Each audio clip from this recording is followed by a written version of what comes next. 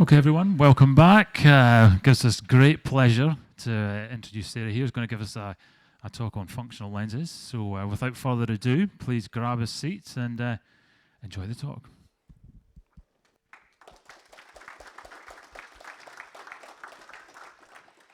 Thank you.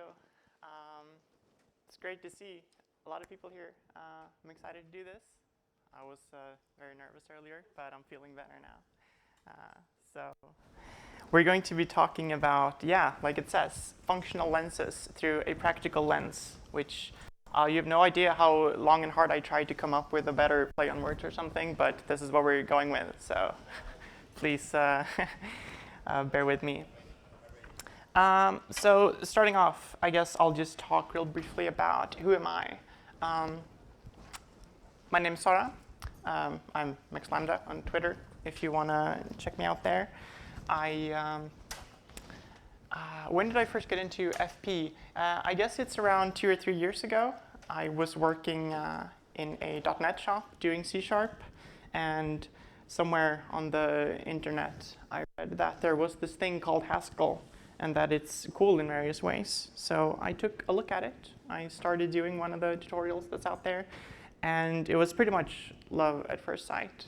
I got really into it. I love the connection to maths. I love to do all the deep dives into the category stuff and the types and stuff, which I know isn't necessarily everyone's prime driving force. There are other reasons to appreciate Haskell, but because I'm so into that stuff, I find that oftentimes when you dig down, there's a lot of cool stuff you can find that you can make good use of. It's not, for me, it's just, it's pretty, so I want to read about it.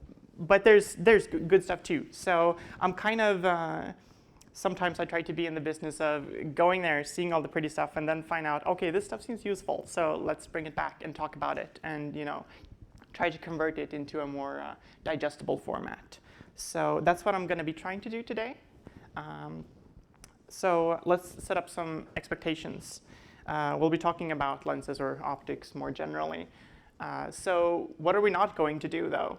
Well, I'm not going to go through, the foundational math or the theory behind it that underlies it all. I'm also not going to be teaching you this is how lens library X works. I'm not going to teach you how to write a lens library of your own from the ground up.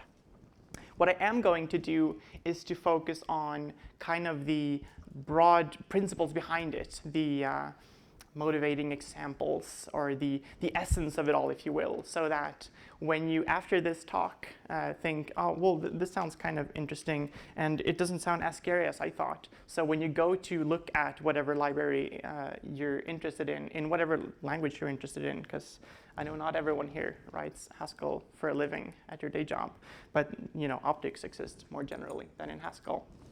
But if you go out and you get excited about these things and you take a look at some library, that you'll feel more prepared and that it's not as scary, and you know that the basic concepts are really, they're kind of simple. They just look very scary. So hopefully I'll be able to achieve that. So with that out of the way, let's get started.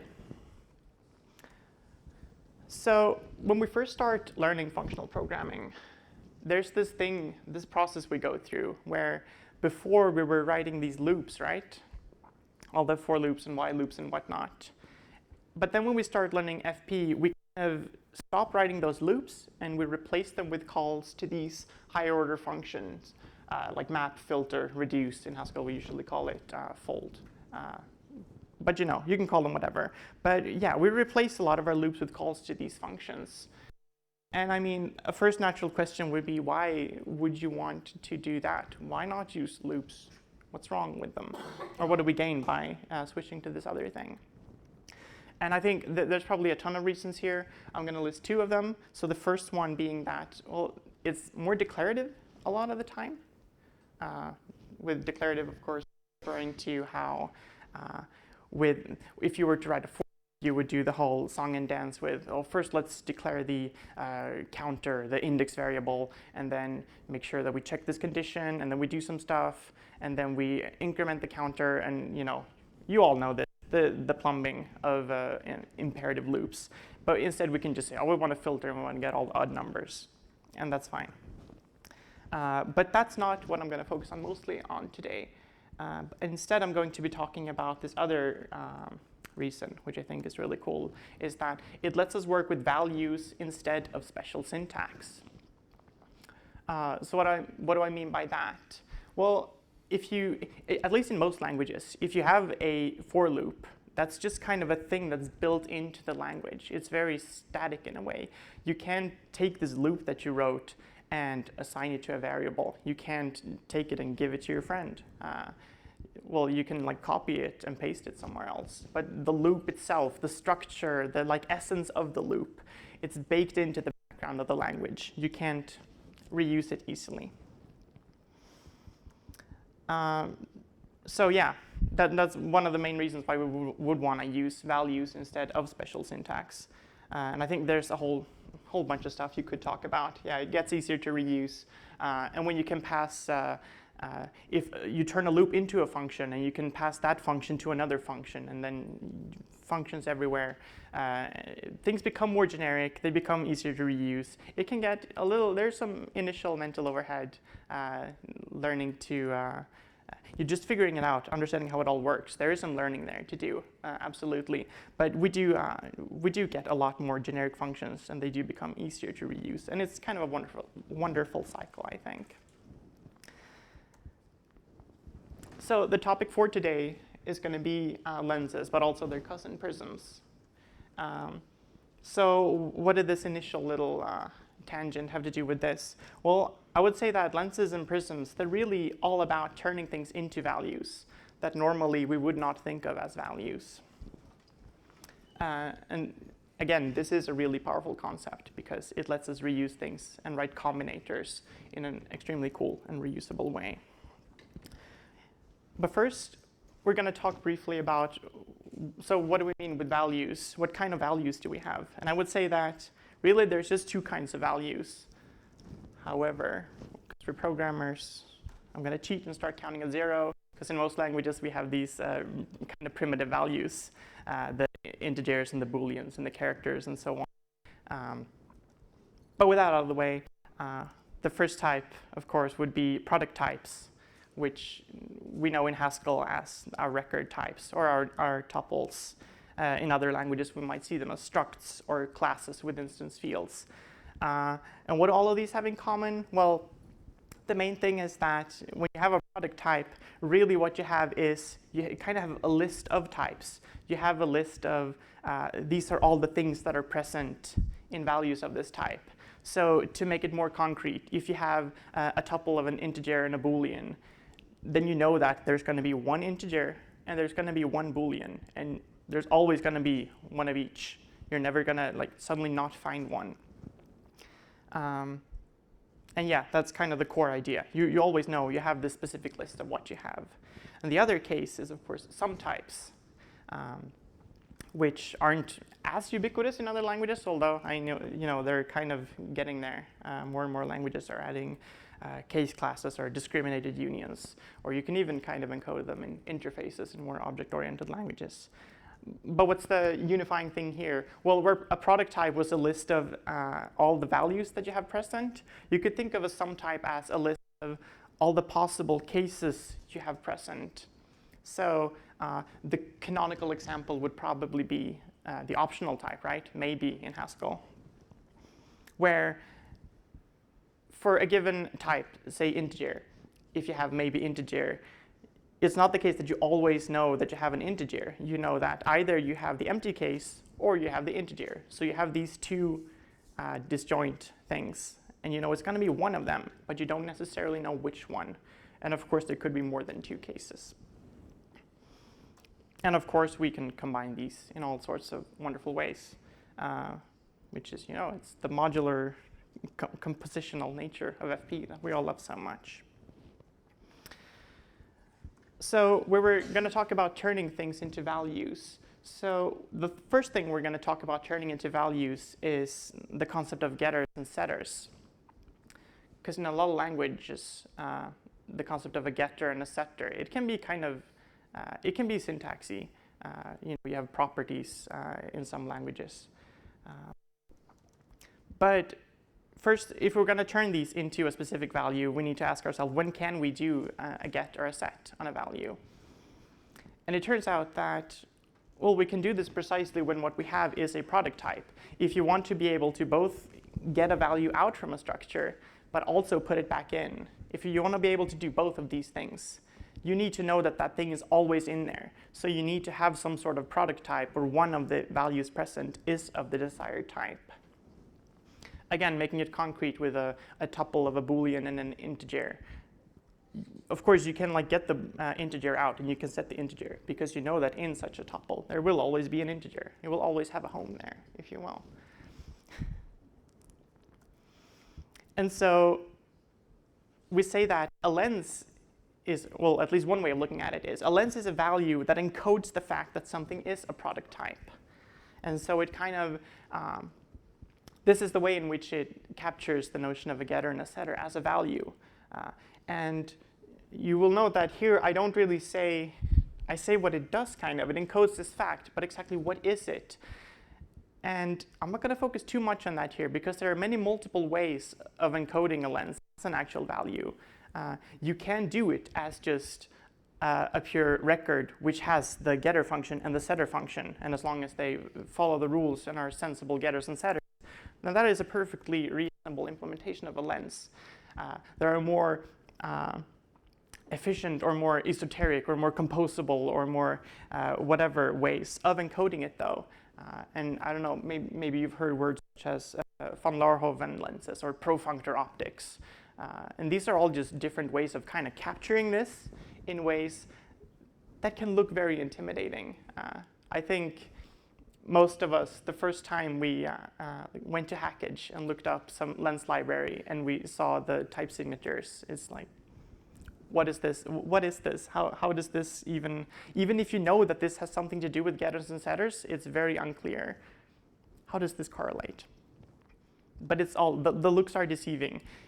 When it comes down to it, a lens is really just something that kind of captures this getter-setter nature. And it can be as simple as a record of functions. So what do we do with these? Well, the cool thing about these lenses is that they let us zoom in on parts of a structure. So here we have one of these tuples with an integer and a Boolean. And of course, kind of the defining characteristic of a tuple like this is that you can project out the members of it. So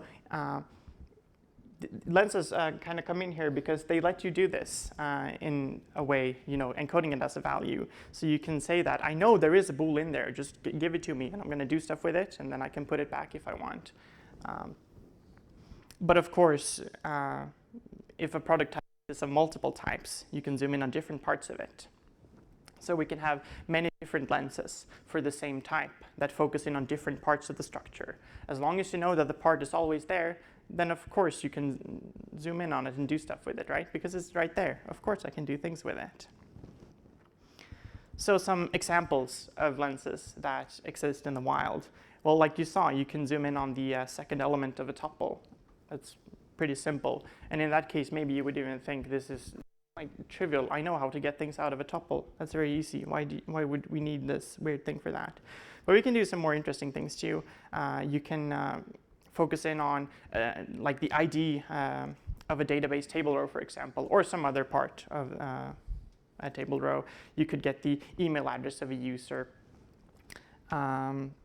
or whatever, anything that's always present. But the really cool thing is that if you can get a part of a structure and you get some structure back and you know that that structure has yet another part in it, you can kind of go all the way through, these compose. This is the magical word that we love so much in FP. When things compose, things are nice, because then we can build bigger things that do more things out of simple parts. And really, like I said, this all kind of comes down to having this getter and setter pair. It can look scary, it can look different, but this is all it comes down to.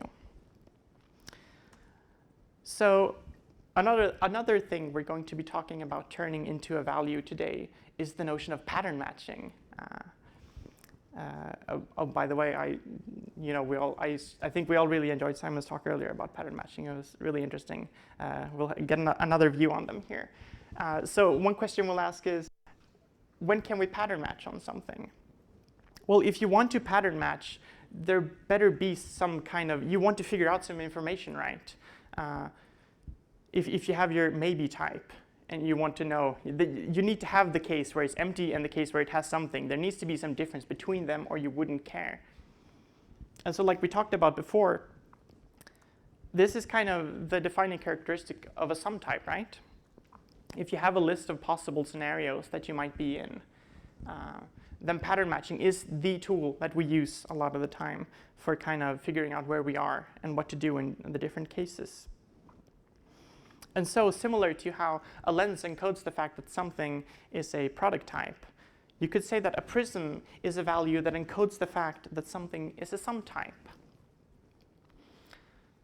So again, with optionals, you have the clear case where you want to figure out if it's empty or not. But there's a lot more you can do with these prisms. So, but the main thing you want to do is this kind of splitting up stuff. So where in the lens case, we knew that this integer was always present in the tuple, so we can always get it out and we can do stuff to it. But with the prism, we can say, well, sometimes it's there, and if it is there, I know what I want to do to it. And the prism can let you kind of focus in on that particular case. And of course, you can also have one that focuses on the empty case. But some more interesting examples, apart from the when does the maybe type contain a value, some more interesting things you can do that might not be as initially obvious is stuff like, what if you only want to do something, if you only want to send an email, for example, if the address has been verified, such as doing a password reset or whatever. Or even if you're working with I know at my work, a lot of the time get JSON coming into my service, and I need to parse it, and I need to get some values out of it. And, you need to kind of care about, is this a number I'm trying to parse now, or is it an object, or is it a string?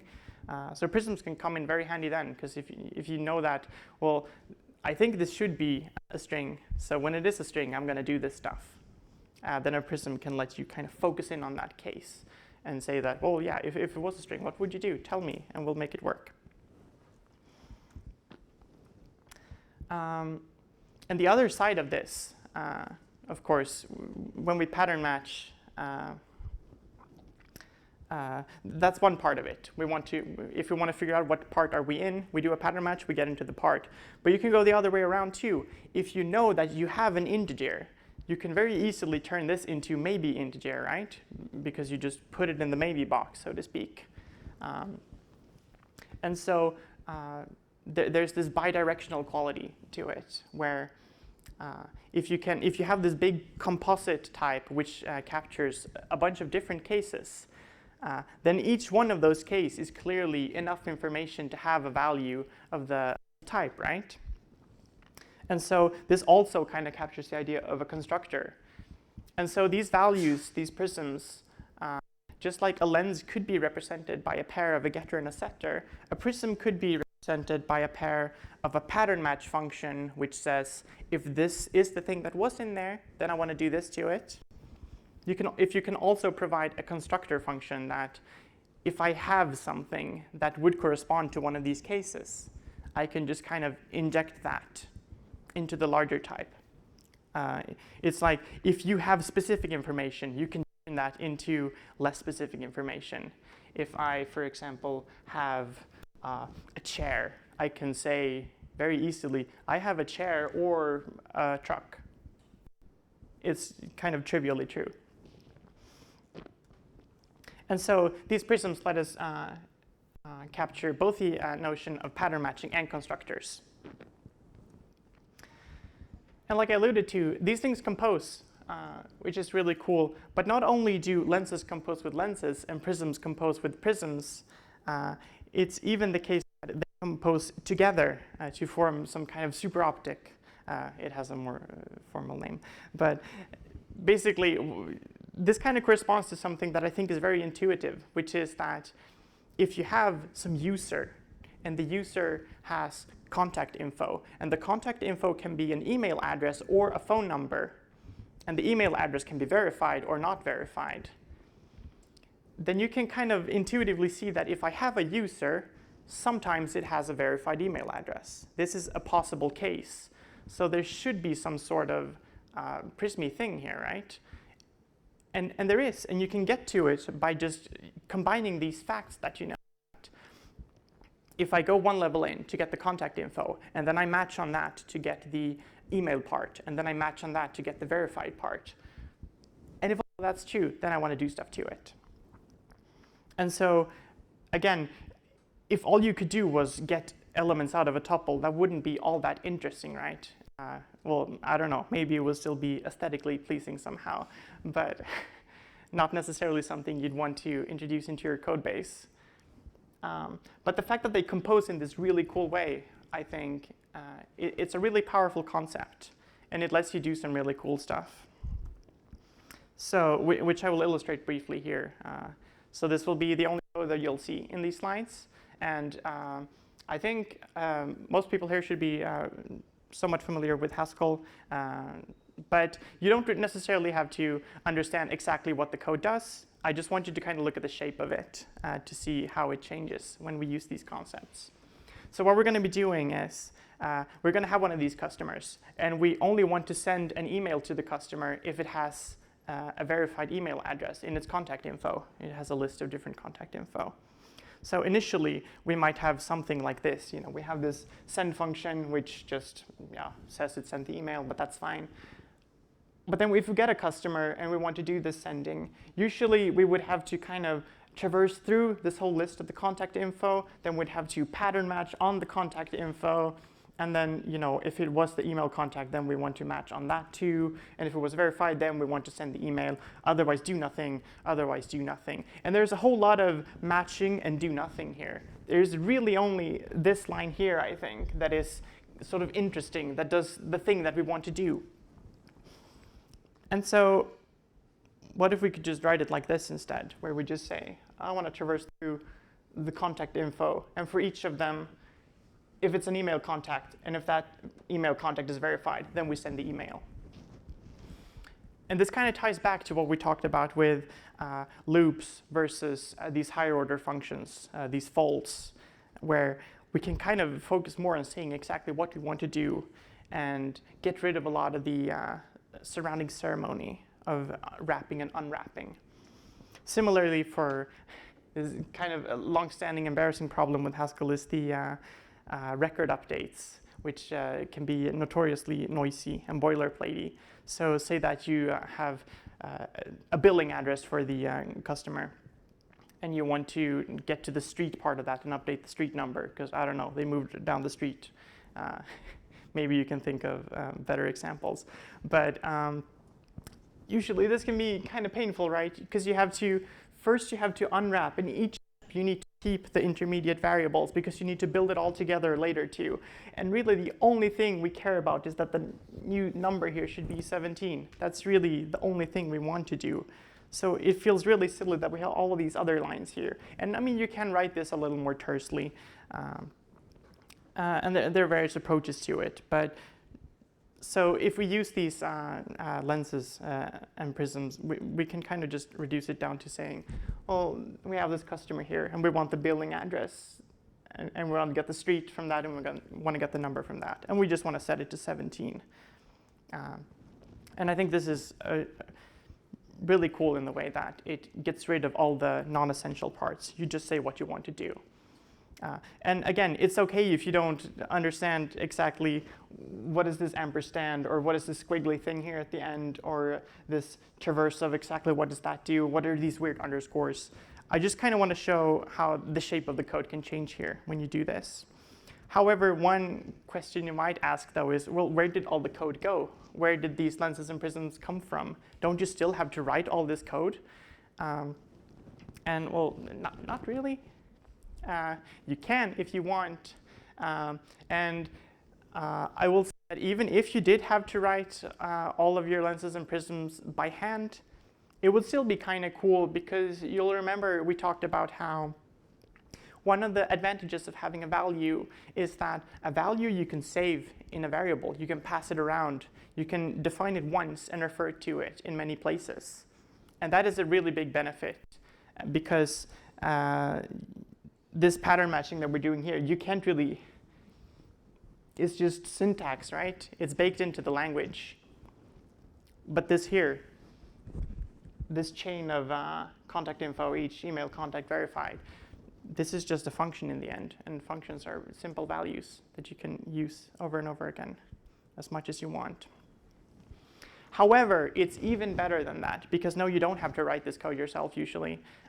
There are many different ways of solving it as of today. I think one of the more classical, I don't know if classical is the right word, but one approach that has been around for a while is to use template Haskell to just, because of the way types work and are defined, usually there is a single correct canonical way of writing a lens or a prism for a type. So if you have a record which contains the username, then there is really only one way to write the lens for the username. It's the one that gets it out and puts it back in when you do get and set.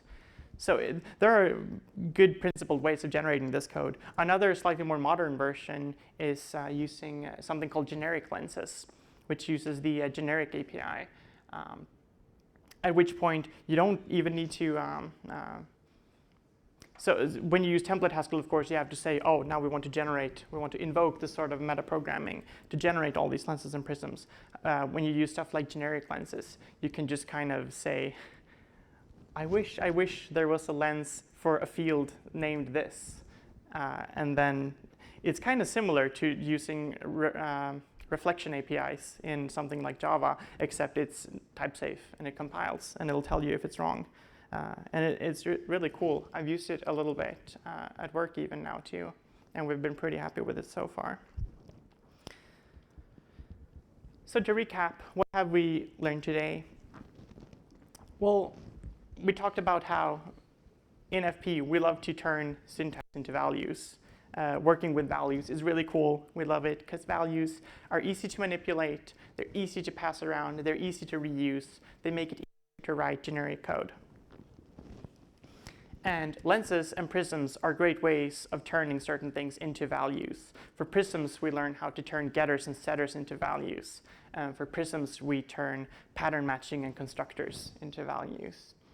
And using this, we can take some pretty complicated use cases, such as traversing deep down into a nested structure, and only if certain things hold, certain conditions hold, we want to perform some action. And we can boil this down into a very, I don't know if terse has negative connotations sometimes, but we can make it very succinct is maybe a better positive word.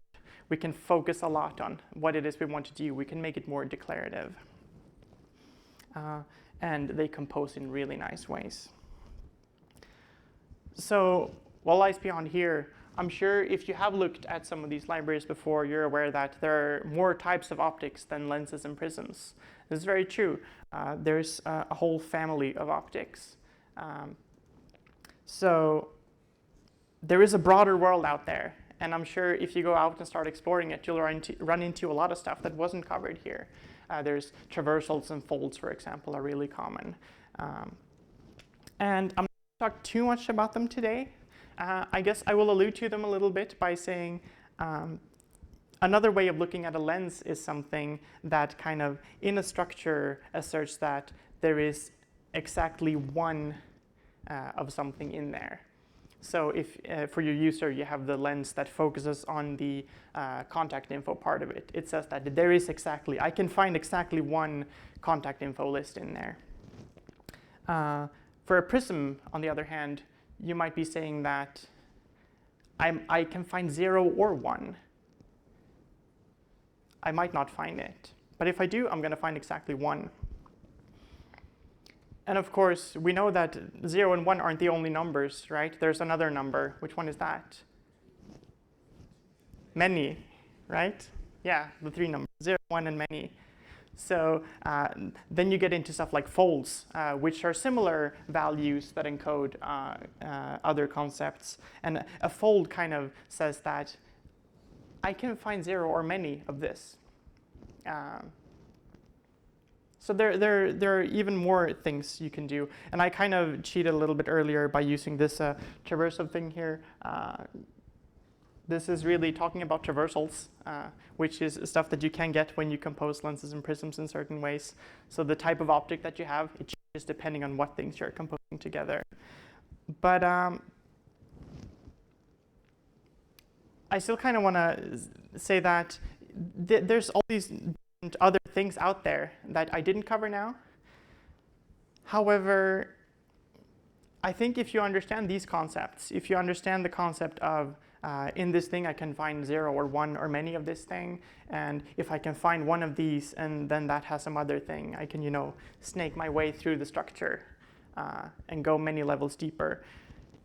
It all kind of just falls into place. The intuition I want you to have is kind of that if it feels like you should be able to do something, you probably can.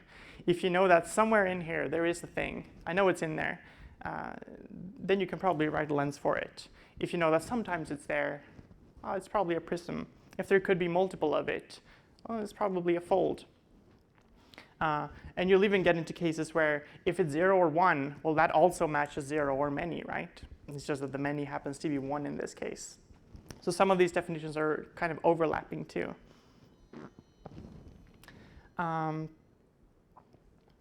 But yeah, that's basically all I had to say. And I hope, at the end of all of this, some of these concepts feel slightly less mystical. And they're really about pretty simple things that become very scary or look very scary when you show them in a certain encoding or when you aren't sure what the underlying concepts are. But I'm hoping when you go from here today to take a look at whatever lens library you're interested in, that you can kind of take a deep breath and just think that, I know what I want to do. I just want to get the thing I know is there. Or if it is there, just want to do this thing. And hopefully it can be a little easier to get where you want to go from there. Thank you.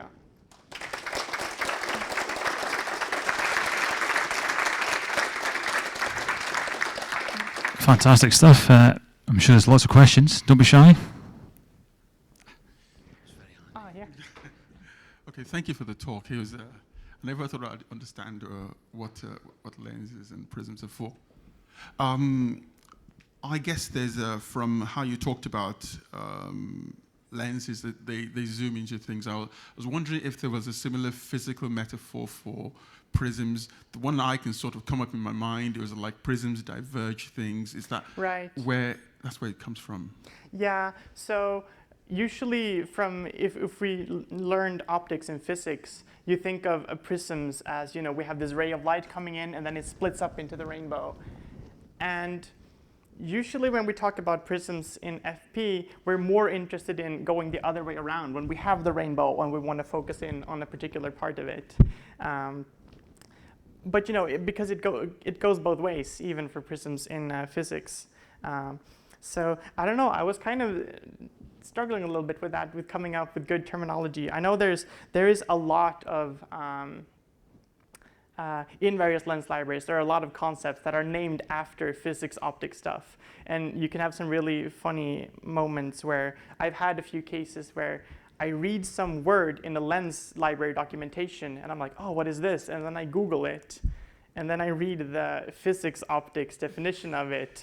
And I'm like, so would it be, okay. And then I translate that to my intuition about FP optics and I'm like, I think I see. And sometimes it can work out well. Sometimes it's hard to find out words. But yeah. Okay, all right.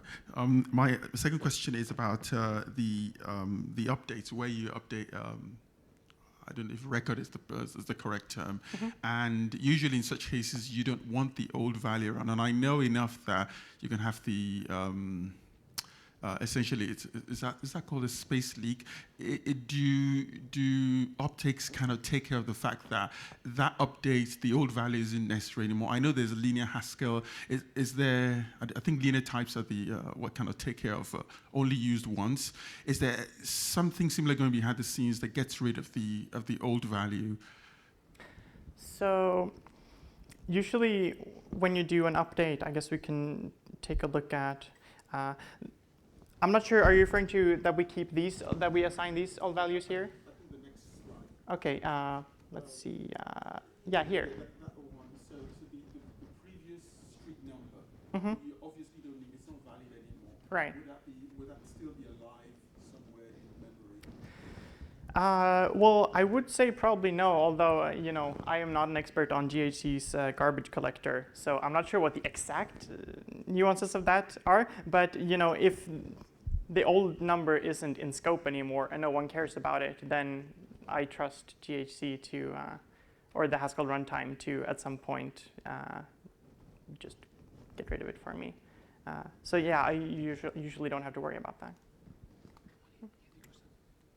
Hi, thanks for a great talk. I just fundamentally, you kind of started off talking about sort of the evolution of a functional programmer, how we move from using sort of for loops to map and things like that and folds. And I just wanted to ask, do you consider the use of lenses in that same vein, in the sense that you should no longer be doing sort of like case evaluations or lets? Do you consider that actually your code should always use lenses as the next step as an evolution as a functional programmer, Right. or do you think it? Because my experience has been sometimes it's not the lenses that are the issues. Sometimes it's the stack traces I get back. Okay. Yeah, so it's a very interesting question, and I would say that it depends on what hat I'm wearing today, because there are multiple different contexts you can view things in. I think if you are today in a team writing Haskell in production, and you have a limited novelty budget, you have onboarding costs and stuff like that, you should definitely practice some restraint when it comes to this. Because it isn't as ubiquitous as, say, folds are.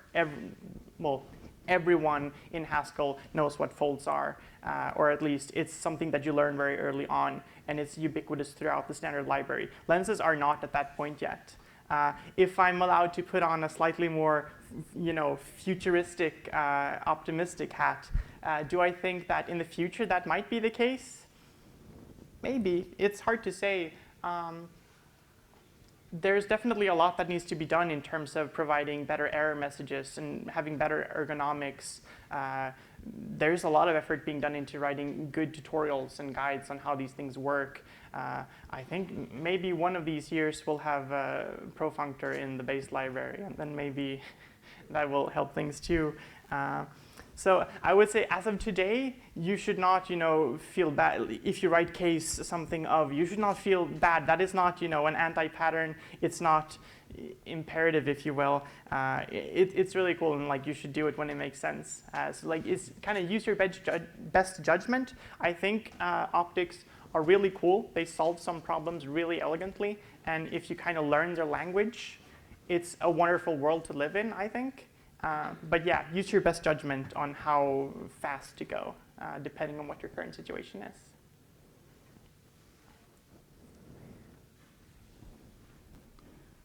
Okay, well, I think we're done. Well, lunchtime, guys, and a big thank you to Sara.